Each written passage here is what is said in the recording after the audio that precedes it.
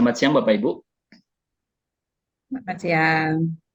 Ya, buat Selamat Denny. siang guys, Bapak Patrick, Bu Prama. Apa kabar hari ini? Baik, Pak Denny. Baik, pada Baik, kegiatan Pak siang Denny. kita hari ini kita akan melaksanakan proses coaching Bapak Ibu nggih. Sebelumnya Ya, saya ingin bertanya dulu, siapa yang menjadi coach dan siapa yang menjadi coachingnya? eh, untuk proses Saya coaching kali ini nama saya yang jadi coach. Berarti Bapak Patrick menjadi coachingnya ya. Baik, sebelum kita mulai proses coaching, izinkan saya bertanya dulu. Oh ya, izinkan saya minta izin kepada Bapak Ibu sekalian, pada kegiatan kita hari ini kita akan record, kita akan dokumentasikan, dan hanya akan dilihat oleh fasilitator. Oke? Jadi sebelumnya, izinkan saya bertanya untuk permasalahan yang akan dibahas dalam proses coaching nanti. Apa ya Bapak Patrick? oke untuk Pak Denny untuk permasalahannya ini ada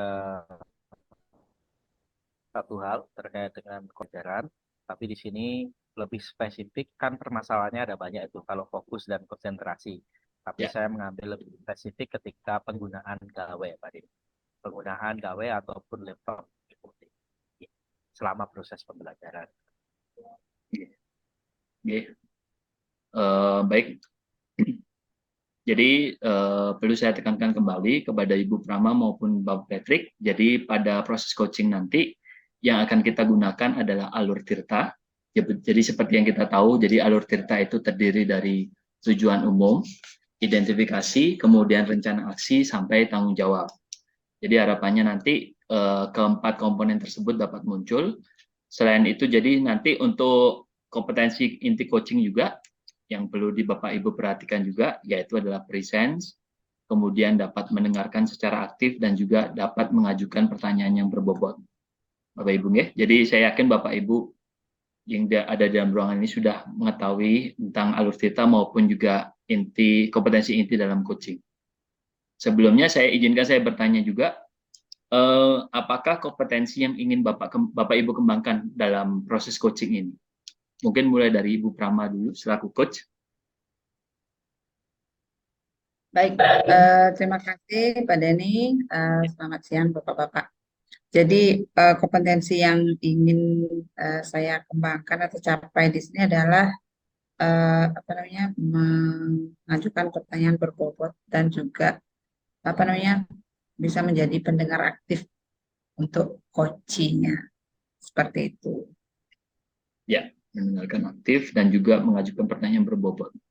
Kemudian Ya. untuk Pak Patrick sendiri, Kalau saya lebih bagaimana nanti saya bisa menjelaskan dengan sebaik sebenar-benarnya dan seruntut-runtutnya terkait dengan permasalahan yang saya hadapi kepada coach selama proses coaching.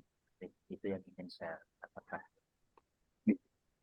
kemudian untuk alur tirta sendiri, adakah bagian-bagian yang perlu ditekankan untuk saya amati dalam proses coaching nanti? Mungkin dari Ibu Prama terlebih dahulu, selaku coach. Di proses alur tirtanya, saya ingin melihat bagaimana rencana aksi dari permasalahan yang Pak Patrick kemukakan nanti. Seperti itu. Kemudian itu dari Pak Patrick sendiri, selaku coach. Saya sendiri lebih kepada identifikasi, Pak Denny. Jadi bagaimana saya menggali atau memetakan situasi yang sedang dibicarakan dan menghubungkan pada fakta-fakta yang saya dapatkan di lapangan terkait permasalahan itu. Baik, saya dapat menangkap apa yang perlu saya amati dan apa yang perlu saya tekankan dari apa yang proses coaching yang akan dilaksanakan. Kemudian apa harapan yang Bapak Ibu harapkan dari proses coaching nanti setelah berlangsung? Mungkin dari Ibu Prama terlebih dahulu. Eh, Baik, untuk proses coaching ini saya harapkan bisa apa ya, bisa menjadi pendengar yang baik, kemudian walaupun bukan pemberi solusi Pak ya, ya jadi pendengar yang baik bagi permasalahan rekan kita seperti itu. Kemudian dari Pak Patrick sendiri. Kalau saya berharap bagaimana nanti saya bisa didengarkan selama proses coaching oleh coach sehingga saya bisa menyampaikan semua pendapat saya, fakta-fakta yang ada terkait dengan permasalahan saya sehingga nanti saya bisa mendapatkan solusi terkait dengan permasalahan itu.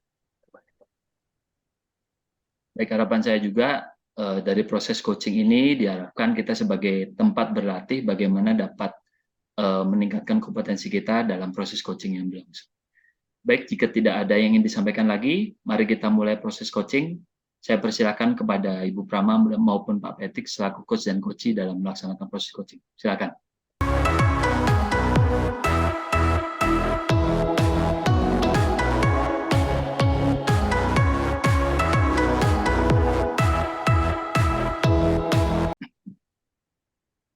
Oke, baik.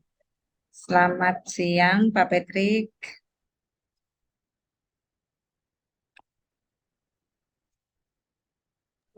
Baik, selamat siang Bu Prama, apa kabarnya? Baik, Oke, baik. Pak Patrick sehat ya?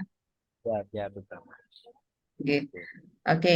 Eh, nah, kita punya waktu kurang lebih 10-15 menit, Pak ya. Oke, kira-kira apa yang ingin Pak Patrick bagi nih hari ini? Oh iya, Bu Prama, jadi begini, jadi saya ingin menceritakan permasalahan saya terkait dengan pembelajaran di kelas, terkait dengan kurangnya konsentrasi sama fokus dalam belajar. Tapi mungkin ada banyak persoalan ya, penyebab fokus ada faktor internal, eksternal, macam-macamnya, atau banyak yang pengaruhi. Tapi saya ingin fokus kepada permasalahan dalam penggunaan gawai atau handphone, atau mungkin kalau laptop bisa laptop atau tab dan lain sebagainya itu programa. Jadi Oke, masalah oke. itu menyebabkan Mhm. tidak adanya fokus. Baik. Nah, jadi saya mau tahu nih Pak. Jadi selama pembelajaran di kelas Pak Patrick itu memang gawai itu digunakan terus Pak ya?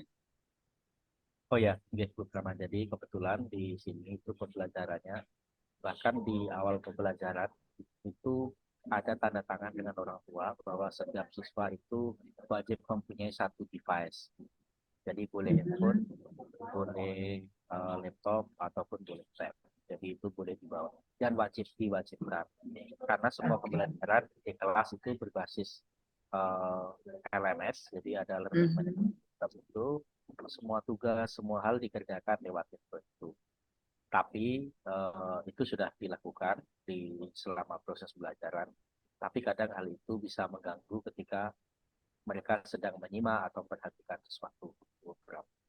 Oke. Baik. Jadi di kelas Pak Patrick ini saya apa lagi? Saya tekankan lagi bahwa semua proses pembelajaran itu menggunakan gawai Pak ya.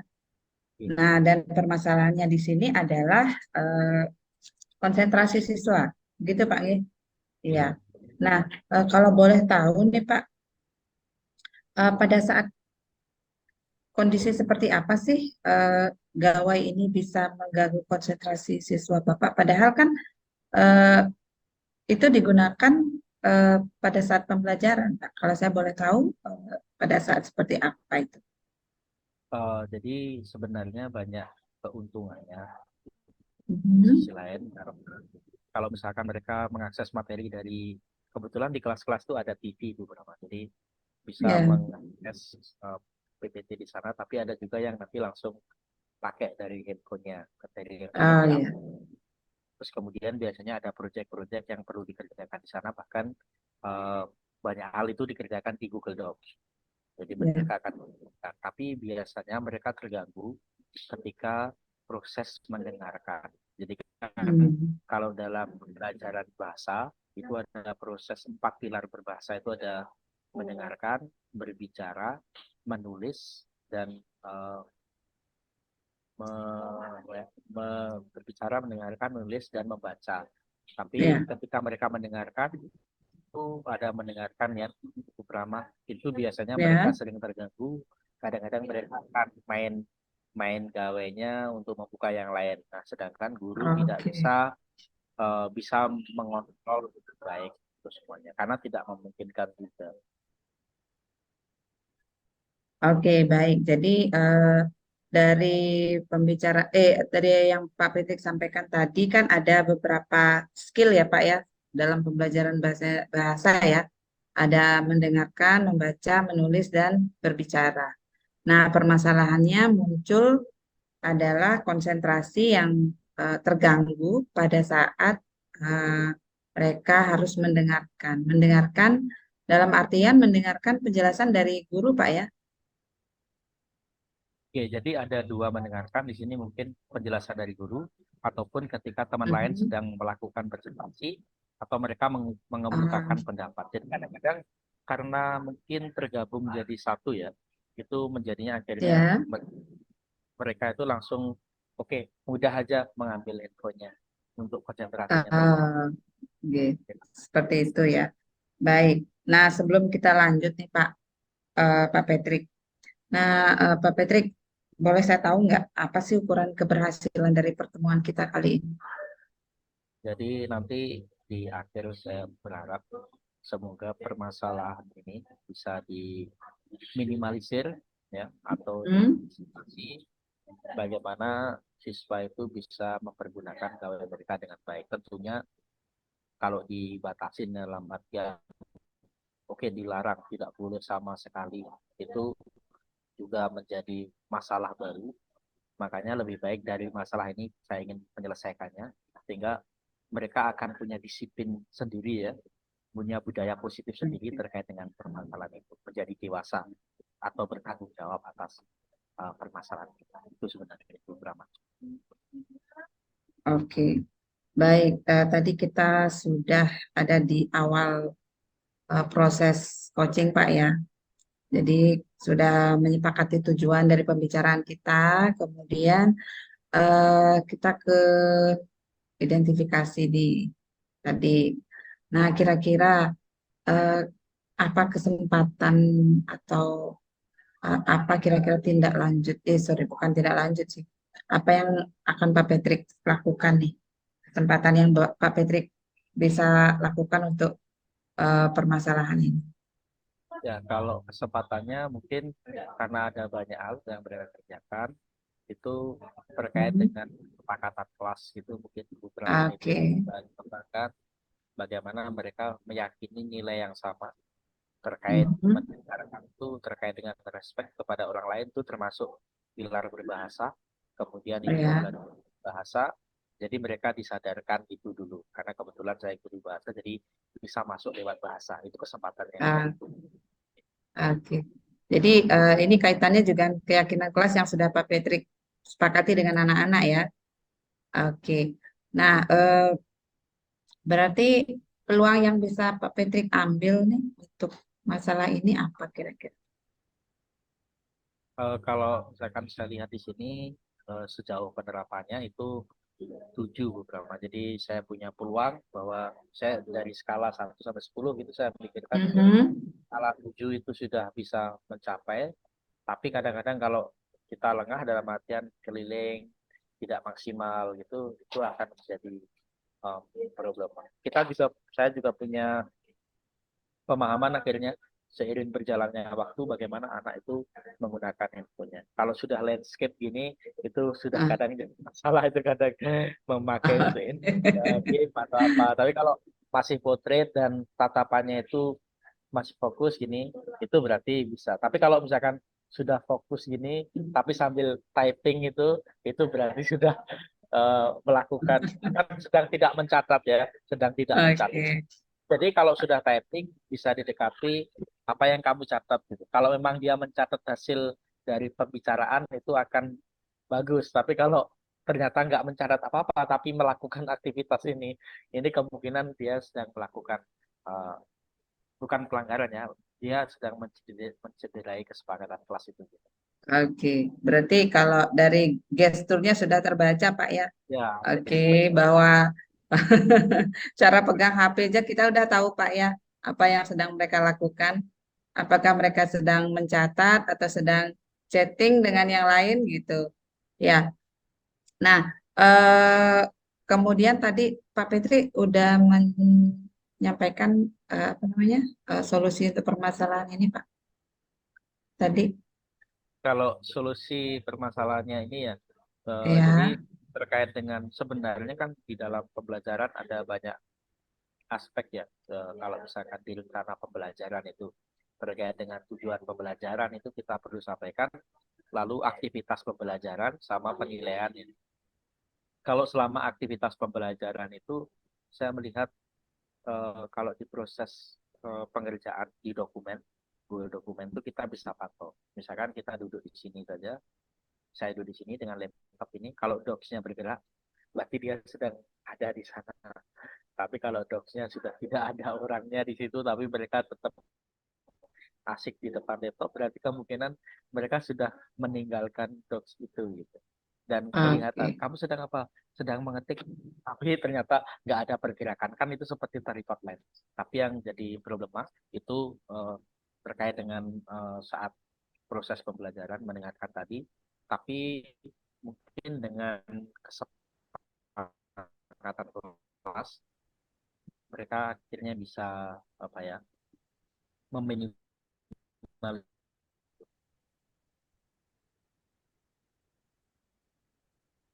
Oh, oke. Nah, eh, kira-kira ada hambatan nggak, Pak, untuk mengatasi permasalahan ini? Kalau hambatan sebenarnya lebih dimudahkan sih, karena di dalam kelas di sini beda, karena maksimal hanya 20-an gitu. Mhm. Jadi bisa, jadi sekitar ada aja gitu, atau 5 kelompok meja. Kalau nggak dibuat deret, mungkin cuma hanya ada 3 deret gitu.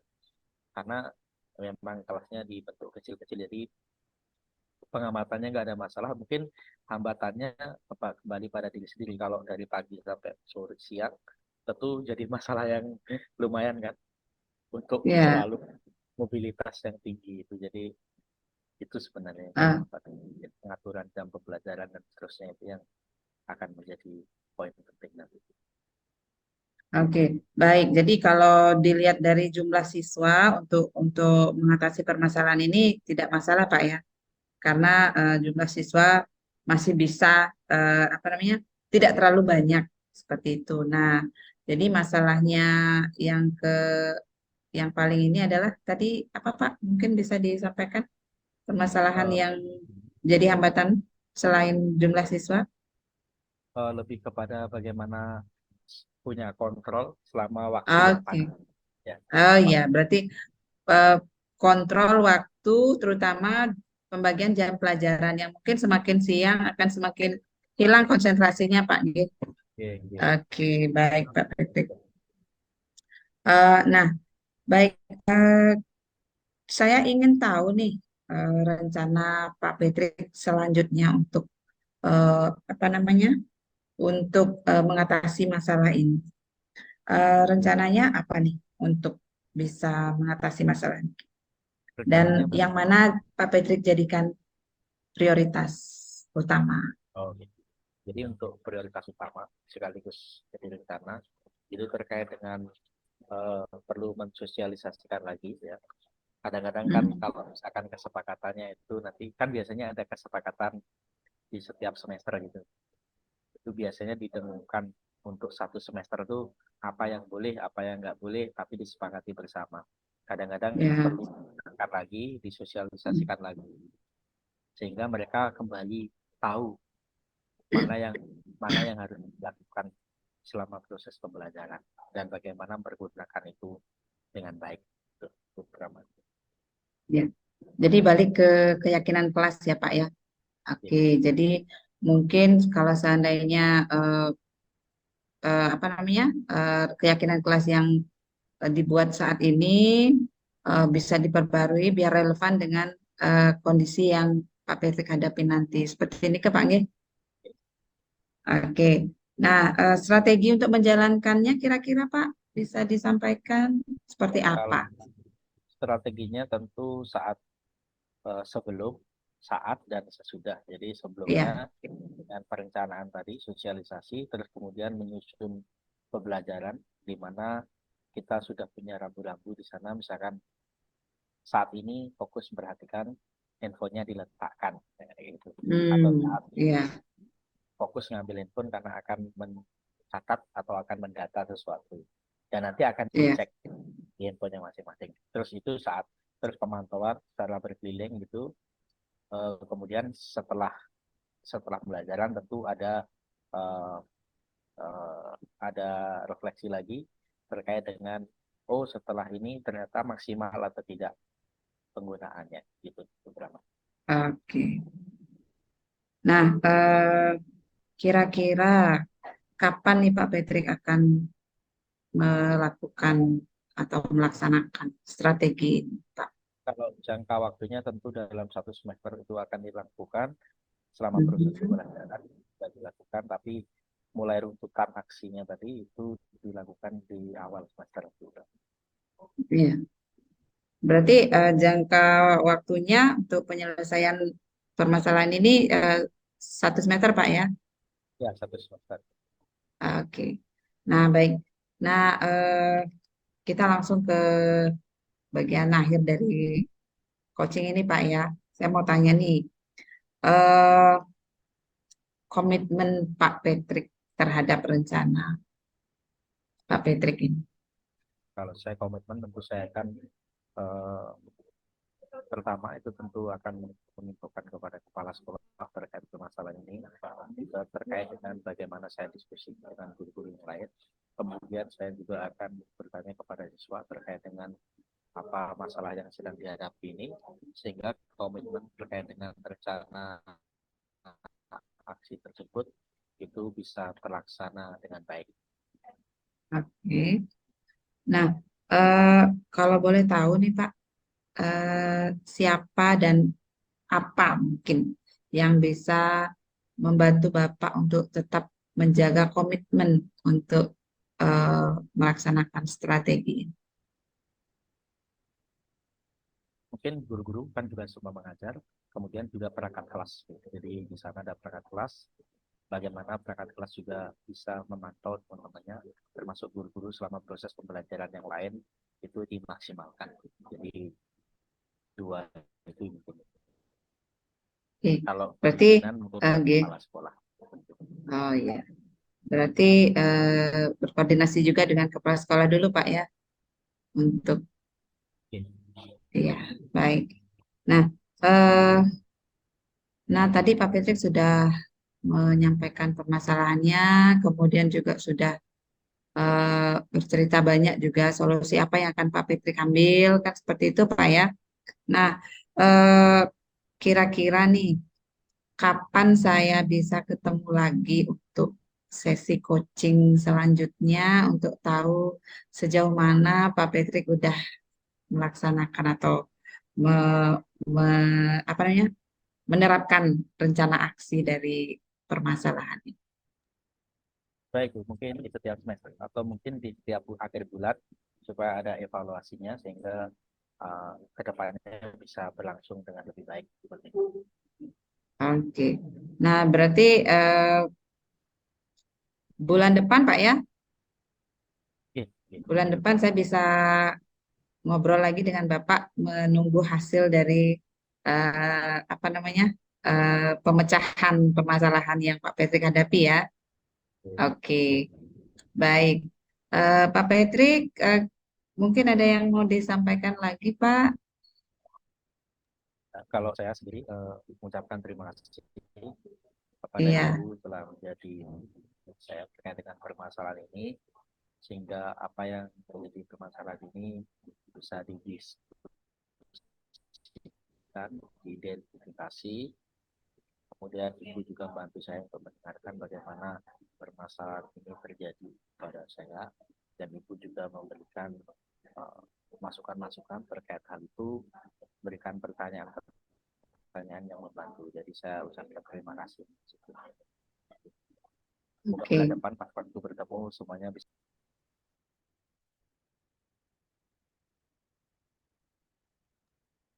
oke. semua Baik, berjalan lancar.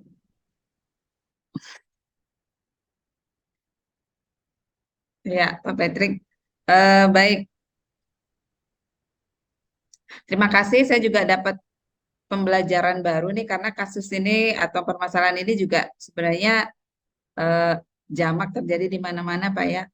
Jadi apa namanya, peran gawai itu apalagi sudah digunakan sebagai salah satu alat pembelajaran itu kadang-kadang mendistrak konsentrasi anak-anak ketika mereka belajar. Apalagi mereka belum punya kesadaran diri penuh ya untuk bisa memanfaatkan apa namanya, gawai itu sebagaimana mestinya. Baik, terima kasih Pak Patrick untuk obrolan kita hari ini.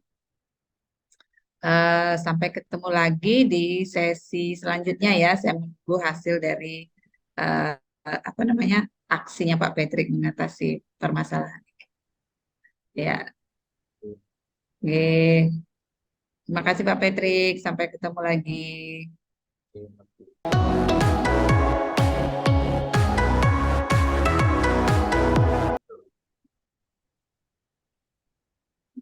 Sudah Bapak Ibu ya, proses coachingnya sudah berlangsung. Saya lihat juga Bapak Ibu sudah luar biasa dalam proses coaching, mulai dari Bu Prama selaku coach dan juga Pak Patrick selaku coach juga dapat melaksanakan alur tirtanya dengan sangat baik. Mungkin Aduh, sebelum lagi satu nih, lagi satu. mungkin sebelum penilaian dari saya, mungkin apa yang Bapak Ibu rasakan, kompetensi seperti apa yang Ibu rasakan selama proses coaching tadi berlangsung. Mungkin dari Bu Prama dulu. Saya dulu ya. Ya, boleh. Kok saya merasa belum berbobot ya pertanyaannya ya. Pak Patrick gimana? Sudah mantap. Apaan? Dan Belum kayaknya. alurnya. Kalau saya ngerasa sudah ditanyain dengan hal-hal yang kayak membantu saya untuk ini, untuk berbobot. Jadi untuk bisa menjawab, mengeksplor masalah saya gitu. Alurnya juga sudah tadi. Ya. Alurnya udah belum? Tadi Alurnya nggak naik turun ya? Nggak ya? Pak Denny gimana sebagai Ya. supervisor? Tolong. Oke, dari pengamatan saya tadi, apa yang seperti yang sudah saya sampaikan sebelumnya tadi, proses coaching yang berlangsung sudah sangat luar biasa, Ibu. Jadi mulai dari Bu Prama selaku coach maupun juga Pak Patrick selaku coach, jadi bisa ngeblend percakapannya, bisa jadi satu, nyambung. Dari alur tirtanya juga tidak ada masalah sama sekali, mulai dari penyampaian tujuan, identifikasi, rencana aksi sampai tanggung jawab, semuanya dieksekusi dengan sangat baik.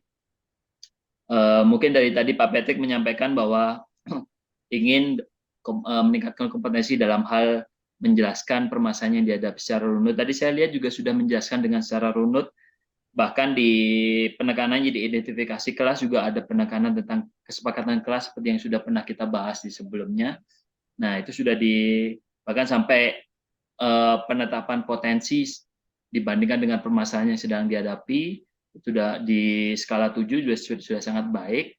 Kemudian dari Bu Prama juga, mungkin walaupun Ibu mengatakan belum bisa memberikan pertanyaan yang berbobot, tapi saya pribadi selaku supervisor dan juga Pak Patrick mungkin yang diberikan pertanyaan sudah bisa menilai. Jadi yang pertanyaannya diberikan oleh Bu Prama itu sudah pertanyaan yang berbobot dan sudah memancing potensi yang dimiliki oleh coach di sini adalah Pak Patrick selaku coachingnya. Jadi bisa memancing potensi yang dimiliki oleh Pak Patrick. Jadi istilahnya di sini Bu Prama bisa memancing sebenarnya apa sih yang dimiliki Pak Patrick dan bisa mengeksplor lagi. Kemudian Ibu Prama juga sudah mendengarkan secara aktif, ditunjukkan dari bisa memberikan memberikan respon langsung dari pertanyaan yang Ibu ajukan, kemudian dijawab Pak Patrick, Ibu bisa memberikan respon secara langsung, entah itu mulai dari pertanyaan selanjutnya yang berbobot ataupun pernyataan yang berkaitan dengan permasalahan yang dihadapi oleh Pak Patrick. Ibu Prama juga sudah memberikan penekanan bahwa tindak lanjut sesi coaching berikutnya, jadi ada penekanan khusus. Oke. Nah, seperti itu. Nah, jadi saya nilai proses coaching yang Ibu Prama dan Pak Patrick laksanakan tadi sudah sangat baik, Ibu. Jadi saya kayak pepatah yang bilang tidak ada gading yang tak retak. Mungkin tidak ada sesuatu yang sempurna. Pasti ada yang tidak sempurnanya. Jadi gimana caranya biar jadi lebih sempurna, latihan terus menerus proses coachingnya. Itu sih Ya, ya, ya. pribadi sebagai supervisor Pak Patrick ya. Ya gitu kan, bener kan ya? Bener kan pepatah saya tadi ya? Takutnya salah. Ya. Nah, oke, tadi kan saya sudah memberikan penilaian. Kira-kira apa sih rencana tindak lanjut dari Bapak Ibu? Selanjutnya seperti apa kira-kira? Untuk dapat meningkatkan kompetensi di bidang coaching. Mungkin dari Bu Prama? Iya, kan Pak Denny bilang tadi latihan terus. Bos. Iya. Latihan coaching terus. Ya, ya, ternyata coach yang saya tahu coach itu guru ya, coach apa di sepak bola kayak gitu kan. Ya. Tapi di sini ternyata enggak.